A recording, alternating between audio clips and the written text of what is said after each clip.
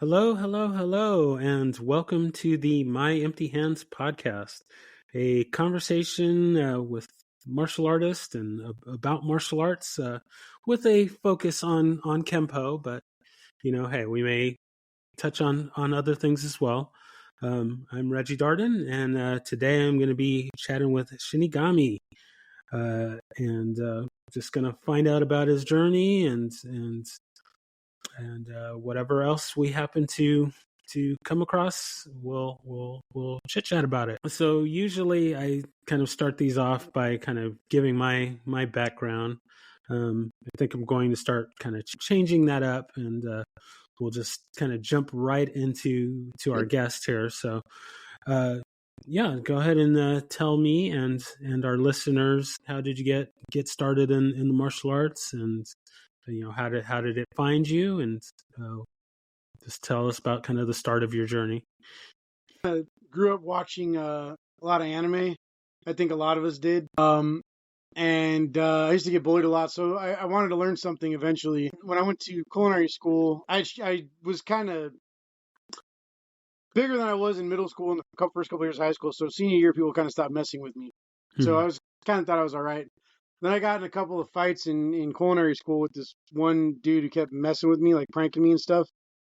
And I realized that I need to learn something still. And then I was living in Pasadena, and then I was living in Hollywood for a little bit with my uncle. And there was a kung fu school right there on Vermont, right between Lexington and I think Sunset. I can't remember. Can't remember exactly what street, but I would watch them a little bit. And then one day the Shifu called me in, Shifu Earl White, and I trained there for like 2 weeks before I moved back to Palmdale. And when I came back to Palmdale, Lancaster area, I looked for a martial arts school for a while, and something that would kind of fit my budget and kind of had some decent technique and everything. I just wanted to learn how to defend myself. And then I ended up getting invited to go to this place out in my hometown, Lake LA, which is like just east of Lancaster proper, and try out this karate class he was going to. So I went and I kind of fell in love with it. And the base art there is American Kempo.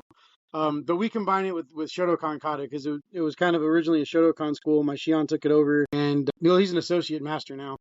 But he took it over and kept the Shotokan Kata because one, it does better at open style tournaments, and two, it was easier to kind of keep something that the students already had familiarity with and then work the Kempo in. He's also got black belt in Shotokan anyways, and a couple other black belts and some other stuff. So that's how I got into it. I ended up just sticking with it. And 17 years later, I'm a second degree black belt. And that's, of course, after 3 years of COVID shut down, and then like it closed temporary for a couple years before that. And then one of the other senseis helped bring it back a couple years back in 2013. 17 years, give or take about 6, where I was kind of doing my own thing due to circumstances. Gotcha. Now, just going back to that first teacher, do you recall what system that very first teacher was? It was Hop Kwendo, Kung Fu. They also taught Kaji Kembo and like African dance, and had like the hidden connection between African dance and combat. Okay. Interesting. Right on. So when you found the Kempo school, was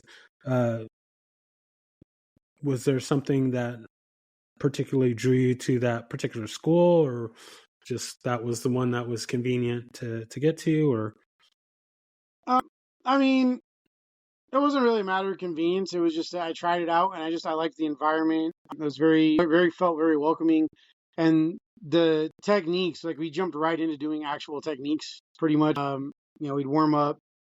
We pretty much still follow the same warm. We'd warm up, do all the basic like star block set, punches, kicks, all that, and then we'd do a little bit of Shotokan kata, and we'd separate out by belt level and do different katas per belt level, and then we would jump right into the Kempo techniques. And I don't know, there's just something about it that felt really practical immediately, and I just stuck with it.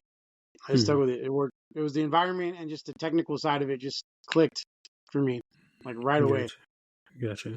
And at that school, is there any other elements of the Shotokan that was integrated into the system, or is it split or? Occasionally we'd work on some of the bunkai from some of the kata, but we didn't focus on that too much. It was kind of like, just in case you guys go to an actual Shotokan school, if you move away and that's all you can find, you guys need to know a little bit of the bunkai so that they know you learn some legitimate Shotokan besides just the base kata. But the main focus was the Kempo for the self defense. Okay, gotcha.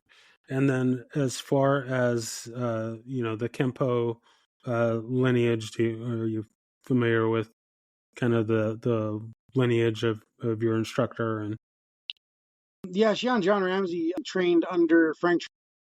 oh, okay, very nice, Yeah, very nice, very nice, very nice. so it's pretty close up the line, almost right under Ed Parker himself, basically. Mm-hmm. There, Yeah, So Frank Trejo is very very beloved in the Kempo community. So yeah, if that's a lineage to be from. That's definitely one that is a great lineage to be a part of. So um, yeah, that's fantastic. So since so sounds like you at your school there's uh, a focus for competitions, and as I can see in your background there, you got a lot of trophies. So I take yes, it sir. competing is a big part of your training, and is that kind of for the school as well? Is there a Yeah, lot of focus on competition or? not as much as there used to be, but we do encourage our students to compete. We actually have a tournament in LA coming up on October 13th that we're gonna have a bunch of students go to. But the main focus is mostly on the self defense side. When we do know for sure students are going to go towards competition, we'll take them aside and start training that group for sure. Because not everyone does it. Most of the students are there just to learn some self defense, and a lot of their parents just kind of stick them in there. Because there's not a lot of things to do out here in Lake LA, and it's one of the Mm-hmm. few positive activities that the youth can engage in. So we tend to you know just level it around who actually we know is going to kind of compete. You get a sense for who's going to want to do it.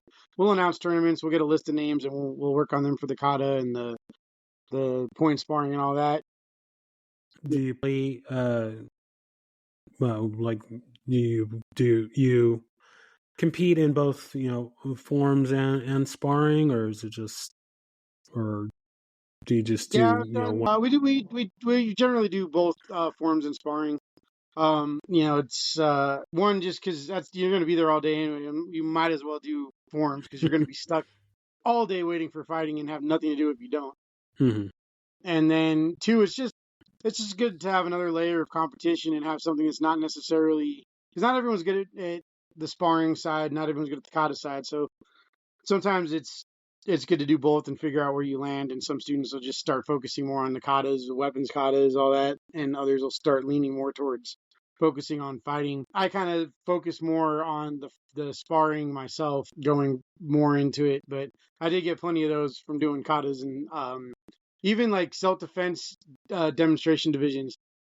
Mm-hmm. Mm-hmm. And so you would prefer the sparring over the kata, Yeah, or? for sure. Okay. Just mainly for the fact that I feel like even point sparring for all the guff it gets from more full contact style guys, there's value in it beyond the kata because you're kind of dealing with someone still trying to hit you, and that helps you prepare for the reality of someone trying to hit you, whether or not it's tapping you or actually trying to knock your block off. Mm-hmm. It also builds speed, timing, accuracy, things that you can implement when you need them in a practical situation. That is more, especially since again all our self defense comes out of the American Kempo system rather than the Shotokan forms we use for competition. I feel like the kata is more of a active meditation that you can use as a competition. Mm-hmm. Gotcha. But it's not as useful to the students, in my opinion, as the sparring because again, that's live resistance. It's a little bit of a pressure test. Mm-hmm. Hmm. Gotcha. Gotcha. Is there a particular form that you prefer when you're competing, or? Um, I did Konkudai a lot.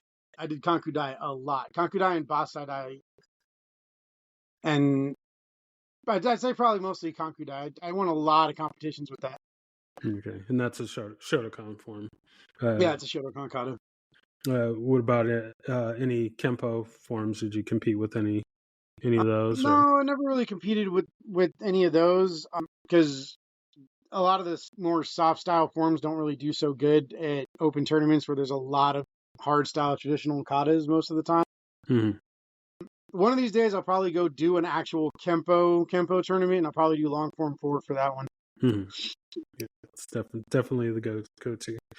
So right on.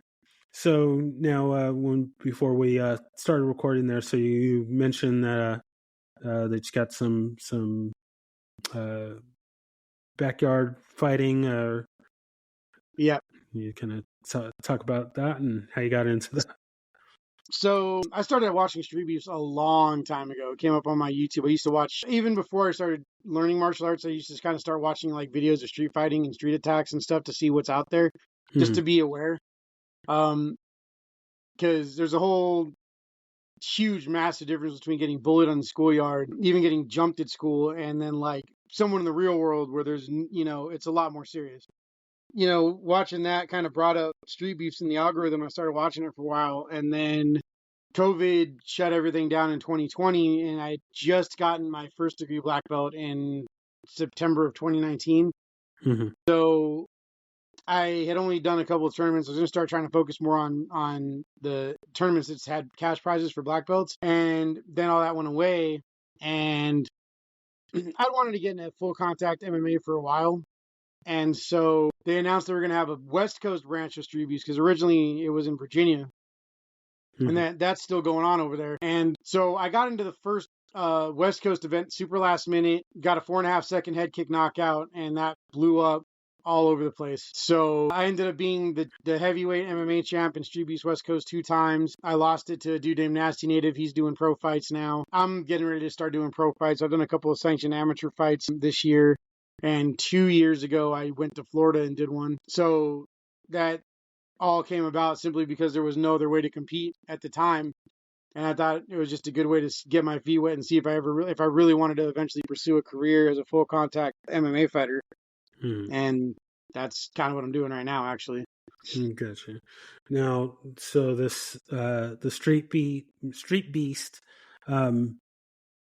So I assume that they have kind of the same kind of rule set as like a UFC, or do they have a different? They made some alterations, but yeah, it started pretty much the same exact rules as professional fighting, elbows and knees and all that. Something major enough happens, they'll make tweaks to keep the fighters safer, since it's all volunteers running the thing and it's nobody's a professional. Mm-hmm. They, for example, a fighter named Memnon Warrior did a little flying knee. It wasn't even a big flying knee, but he broke somebody's jaw, so now knees to the head aren't allowed. Mm-hmm. And then one of my fights, someone hit me with a 12-6 elbow to the back of the head on the ground. And, so now the West Coast branch doesn't allow elbows on the ground anymore. But for the most part, it was originally pretty much basically professional unified rules, style rules, as far as what was allowed. Mm-hmm. And is it all just stand up, or you can do ground and grappling, or? They offer different combat sports styles. If you wanted to do boxing, you do boxing, kickboxing, Muay Thai. We just started a combat karate division in there a year ago in the West Coast branch. There's MMA. The OG Yard started their own thing called cage boxing, where elbows are allowed, clinch fighting and takedowns are allowed, but there's no kicks or ground fighting, and you have to wear elbow pads. There's a lot of different options, and what you get generally depends on who signs up for what. But it's a very unique environment too, One of the things I find interesting about it is it's very much a community. It started as a way to stop gun violence, to squash beefs in like the hood. Mm-hmm. It actually started with a couple of guys who knocked on the founder's door asking him if they could just throw hands in his backyard over a drug deal gone bad instead of shooting each other. Hmm. And so he started putting up flyers, if you got a beef, come settle it.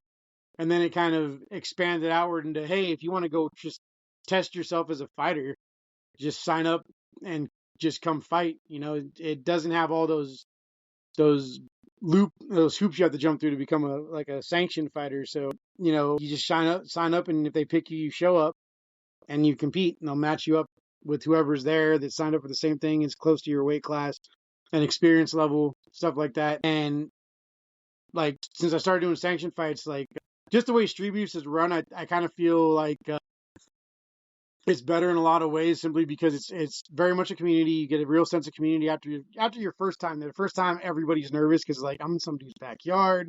There's all these guys here that look like they know what they're doing. Some of these guys look like they just got out of prison. What am I doing here? But then everyone starts talking to each other and everything, and hanging out the whole day. And you know, you get to fight. It's usually done during the day, so you get to fight. Especially if you're more of a name, you get to fight earlier and enjoy the rest Hmm. of the fights all day, versus doing sanctioned fights where you're kind of in the back waiting for hours. My last one, my fight didn't come up till almost midnight. I was waiting so Hmm. long, So I think in certain ways it's better, and other ways I get why sanctioned fights don't run that way, but in a lot of ways it is better. And it's a good place to start if you don't want to, you know, shell out all that money to get licensed to fight, and maybe find out you don't really want to be in there dealing with the getting punched in the face full force. Hmm. Hmm. Now, is there a situation where you know get well? Actually, let me go back. So this is you have gloves and whatnot, or Yeah. okay, and then do I would think that with the fighting, sometimes tempers flare up, and people kind of uh, go off script, so to speak. Is there a lot of that kind of thing going on, or No, that really doesn't happen. Believe it or not, that happens a lot less at Street Beefs events. I don't think I've really seen too much of that. I know I had the very first one because it was in one of the fighters' backyard, the very first Street Beefs West Coast, and he lost the guy whose backyard it was lost the decision, and his homie got kind of heated and started yelling about stuff.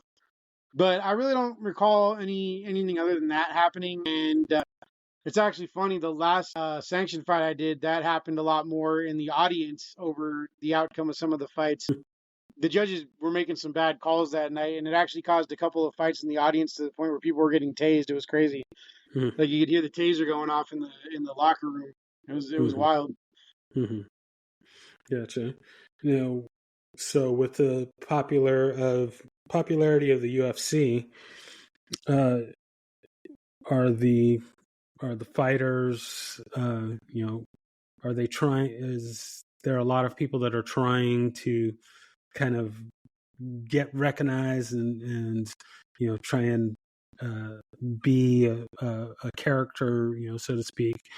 uh, is there is there a sense of that, or is there a lot of people that are maybe doing more than they need to in an attempt to try and get seen and try and be viral or whatnot?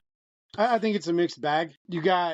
There's several guys that have, like I said, have moved on in professional fighting. One of the guys who was one of the West Coast branch OGs that was at the first event. His ring name is Mook. He actually did a kickboxing match against Anderson Silva's son, like a sanctioned one, and Mm-hmm. won that. He holds two titles right now in kickboxing and Muay Thai, actually sanctioned. And then on the other end of the spectrum, kind of in the middle, there's me, because I went there in a gi top with my black belt on and a big old Kempo patch on my back. But I was also way overweight at the time. So people were like heckling me and stuff. Like, I didn't hear that because I was focused on the fight. And then that was kind of like the perfect storm to go viral, because the other guy had like a Venom rash guard and looked like, Muay Thai shorts and Venom gloves, and looked like he was kitted out and it trained like at the MMA gym in the middle of town where all the real fighters come from. And I look like some McDojo guy from down the strip mall. And I got a knockout. I went viral, not even trying to. And then you have guys like Fair Play who came in and also wore a gi, but did like flashy kicks and were knocking people out and just beating everybody, even by decision. And a more recent example is the other end of the spectrum where they're just so out there that they're popular just because they're a train wreck. And that's this dude named Death Sentence who doesn't fight very well, hasn't won a fight, but he comes in there super confident every time. We get to do our own intros too. I think that's one thing that separates that out and kind of is what gives people that potential to go viral if they say the right thing or have the right look or do whatever, whether it's for the right reasons or the wrong reasons. But he comes out and he's like, my name is Death Sentence and I'm going to finish this in 2 seconds. And then he does this weird flying leap with some kind of, not to sound sexist or anything, but kind of girly flailing windmill hammer fists. And then proceeds to basically get starched at the end of the fight, but or just dog walked the whole time while he's just flailing his arms all over the place, trying to hit whatever he can, wearing a Naruto headband and like a Naruto belt and like a black leotard, like skin tight, like I don't know what to call it. It's not really like a leotard, but it's like a something. You ever look him up, you'll see what I'm talking about. Gotcha. But he's a character. So people love to watch his fights. Somehow he has more Instagram followers than me. He's got like 70,000 Instagram followers, but it's because he's a train wreck. You can't look away. Yeah, so that's where it goes. It's also like so there was actually another interesting story about it, kind of to highlight how it's just like a platform if you want to use it for that. There was a dude who had a plumbing business. He went to the OG yard. He fought 2 times, and his ring name was his plumbing business name. So he went there to promote his plumbing business. Fought twice, and that was it. Yeah. And then you get guys like Baby Hulk, right? 30 million views, and now he's doing pro fights. Yeah, no, it's just getting out there and getting seen. And never really sure what's gonna catch fire, but gotta put it out there in order for a chance for that to happen. So yeah, I could see that. So others in your school that are also involved in this, and then secondarily, what is kind of the attitude, feelings about you doing this from one, like the other students, and then how does your instructor feel about the fighting? I told them about it when they were going to do it out here because they actually had come out here from the East Coast to do like a one-time event out here, and I almost went to go do it, but then my car got stolen. And I didn't get it back until like a few days later after it was already over. And he was cool with it. He didn't see a problem with it because I showed him some of the videos of how it was ran and everything. But he knew I was trying to eventually move into full contact fighting anyway. My students think it's pretty cool, the ones that have seen it. And I had one student turn 18 and go try it, but he kind of got a little too in his own head. And, it was his first time out there. Usually when you do karate tournaments, you're not allowed to coach your students when they're competing. So he's not used to listening to directions while he's fighting. I think that kind of affected things a little bit. But, point was he went out there and did it and gave it a shot. He trained hard for it and started off all right. So, one day when I have my own school, actually, I think it's such a good experience to have that I feel like I'll probably make it a requirement for first degree black belt to do at least one street abuse match. Just because I feel like too many people get to a certain point and have never really had to pressure test themselves against someone really trying to knock them out or hurt them or something. And that's a really controlled, very safe environment to do it for the most part. And I trust the community because I've been a part of it for 4 years now. Even though I've kind of moved away from doing it as much because I was doing it every couple of months and I've only been out there twice this year. But, it's definitely something that I think more martial artists should do is go do a street beefs and see where you're really at. Yeah, yeah, definitely get get that real world experience. Definitely helps with the perspective and uh, seeing where seeing what works and what doesn't. I mean, obviously, there's certain things that we can't do in a controlled environment, but Yep. yeah, I can definitely see where that would be beneficial. So uh, going back to your Kempo training, is there a time or a story that kind of sticks out to you, preferably when you were a colored belt, that just kind of stands out to you, that story that maybe you want to share with us? Um,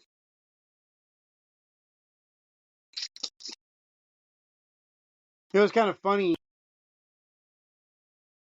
I was a green belt. I went to go do a tournament, and Philip Ree was there. I've met a couple of like celebrity martial artists over Mm-hmm. the course of going to tournaments and stuff.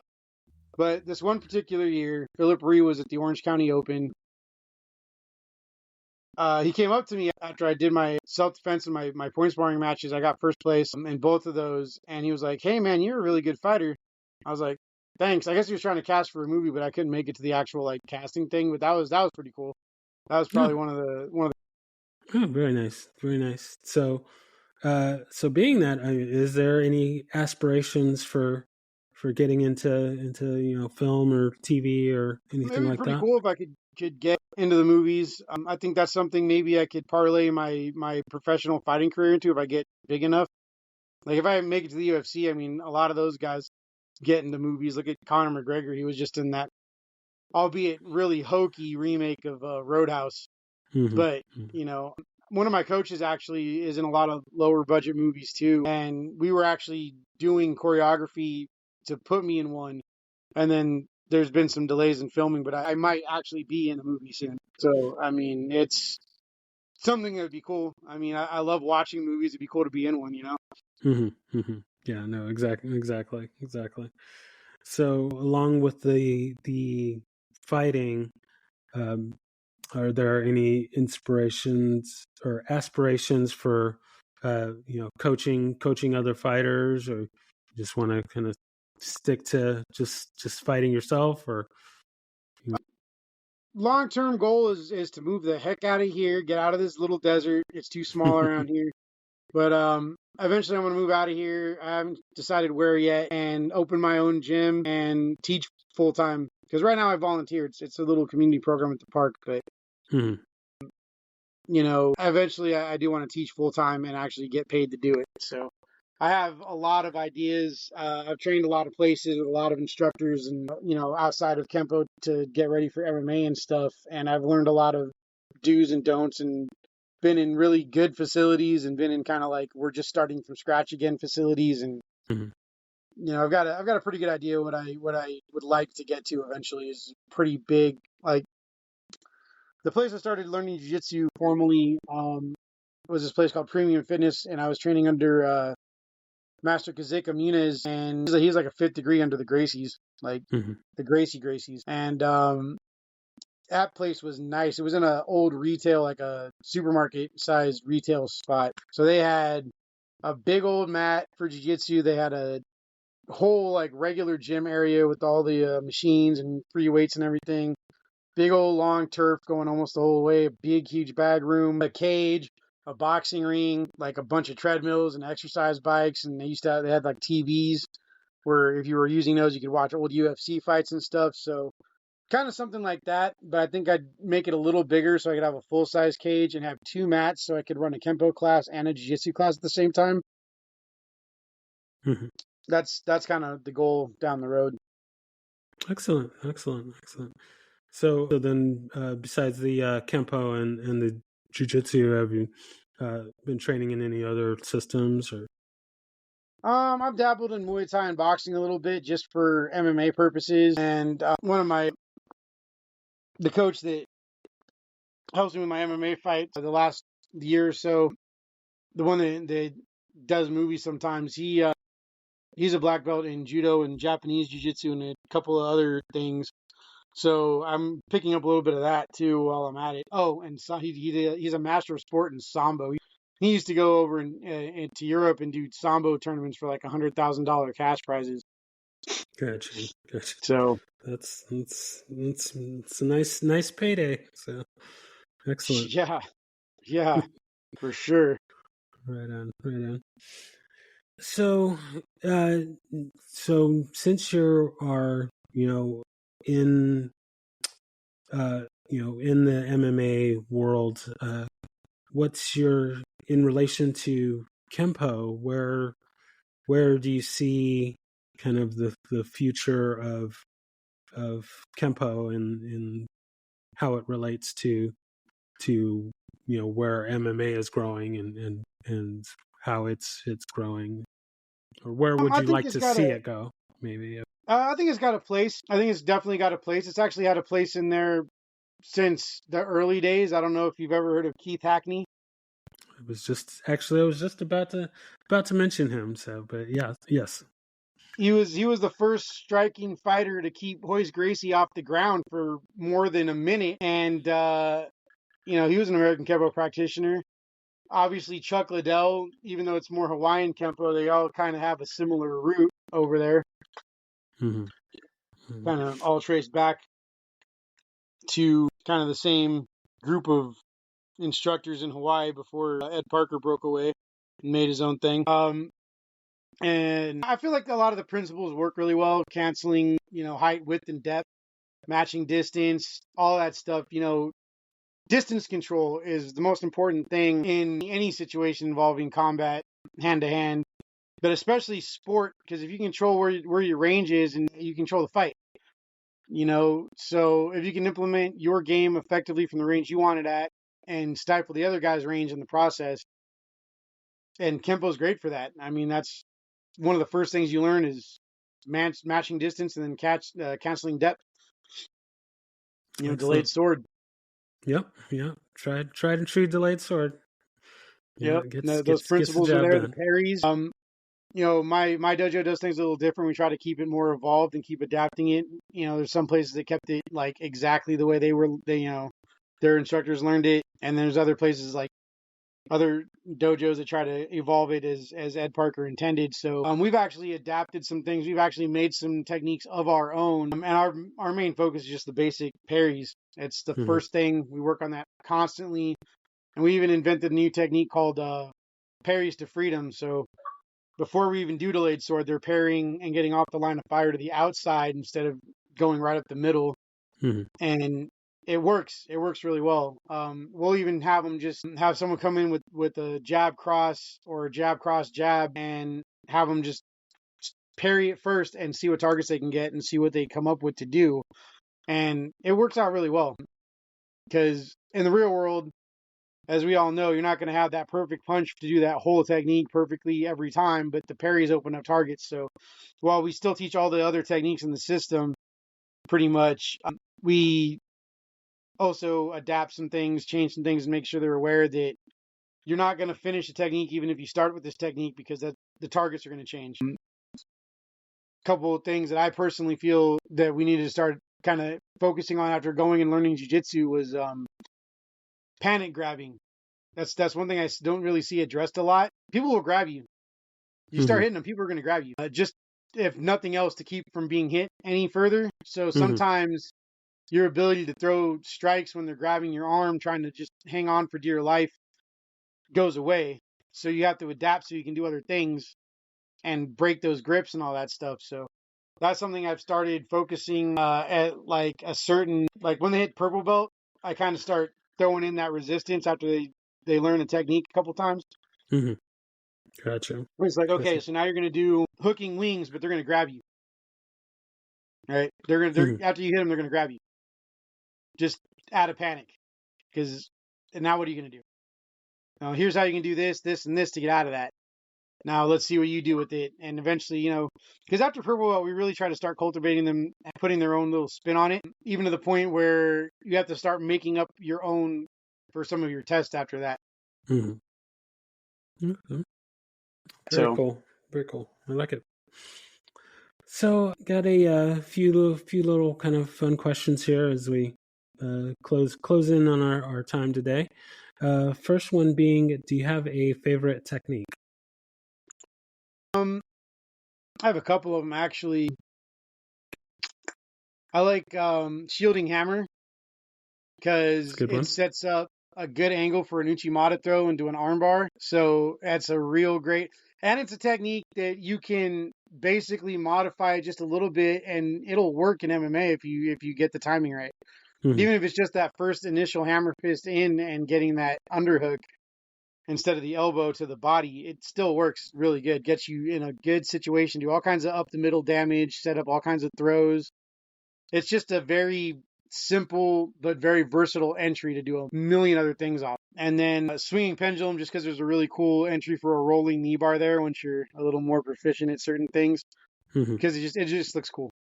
You block the Nice. kick, hit them in the groin, elbow them up, and then the next thing you know, they're face down on the ground with their knee getting tweaked. It's great. Sounds good. I like it. I like it. Do you have a favorite form and or set? Um, well, since we do more Shotokan stuff, I actually really like Kankudai for that. We really don't do too many of the Kempo forms. Actually, right now, the only two we really do is short form 1 and long form 4. I know it's kind of a leap, but That's we'll interesting. have them do short form 1 at the beginning, and then we'll focus more on the Shotokan katas for tournaments and just to kind of get them through the curriculum the way we have it. And then for brown belt, you have to learn long form 4. Yeah. Okay. So, and then probably the kicking set. Just the kicking set is great. It flows really well, and I got really good at throwing front leg roundhouse kicks, which is how I got that knockout Hmm. forever ago. And I've dazed a few people with it too. I haven't gotten any more knockouts with it yet because everyone expects it after seeing that video. Everyone's like Hmm. looking out for that high kick. But yeah, once you hit yellow belt, you have to start throwing double roundhouses in it instead of a single front leg roundhouse, and Hmm. then it stacks up. So the kicking set definitely is one of my favorite things. It's really crucial for a lot of the things I've done since learning it. Gotcha. Gotcha. I like it. So, if there was anyone that you could train with, either living or dead, fictional or non-fictional, who would that be? Probably Ed Parker himself for sure, and I think probably everyone's answer probably would also probably be Bruce Lee if we're talking about dead, anyone living or dead. Ed Parker and Bruce Lee would probably be two of the best people to train with because the knowledge and just the outside the box thinking you get from both of them would just put you on another level. Gotcha. Gotcha. I like it. Okay. Last question there. Do you, in honor of Ed Parker's love of humor, do you have a joke that you'd like to share with us? Oh boy, jokes. Whew. Kind of caught me off guard with that one. Man. Yeah, it's okay. No worries. No, you know what? I I'm got a ton of finding. them. I was trying to figure out which one I'm gonna go with here. Yeah, it kind of gets a lot of people. So I'm still Yeah, I got a ton of cheesy dad jokes too. those are perfect. A lot of us Kempo guys are all about the dad jokes. So yeah, Oh I'll yeah, I'll take one of those. yeah. Um, man, I just can't nail it down. No, that's all right. That's no worries. We will table that for another time. Um, yeah. So yeah, I thank you for being on here and telling your stories. I was not familiar with the Street Beast, so I'm gonna have to take a look at that and see what that's all about. Um, so now we are at the point where get the shameless self promotion. So if there's anything that you want to put out there or say that maybe we hadn't covered, now's your time to throw it out there. All right, yeah, subscribe to my YouTube channel, Shinigami the Reaper. If you like really bad public domain movies, or if you grew up on like Monster Vision with Joe Bob Briggs or Elvira or Sven Gulli. I have a second channel where I've done a little bit of that kind of stuff. I haven't touched it in a while, but I do have some kind of corny, funny riffs on like old black and white public domain movies like Plan 9 from Outer Space and Nosferatu. Oh, I excellent. also have several places to get merch. This t-shirt is available on millions.co. Just look up Danny Uribe. And then if you go on Teespring, I have Shinigami's Killer merch. I have a whole line of other shirts, cups, wall banners, magnets, all kinds of stuff. And then also my Instagram, Shinigami the Reaper MMA, and my Twitter, the Reaper MMA. All right. Well, yes, thank you again for being on, and I really enjoyed our time together, and keep on doing great things, and you have a wonderful day, evening, and we will talk again soon. All right, for sure, man. Have a good night. All right, thank you.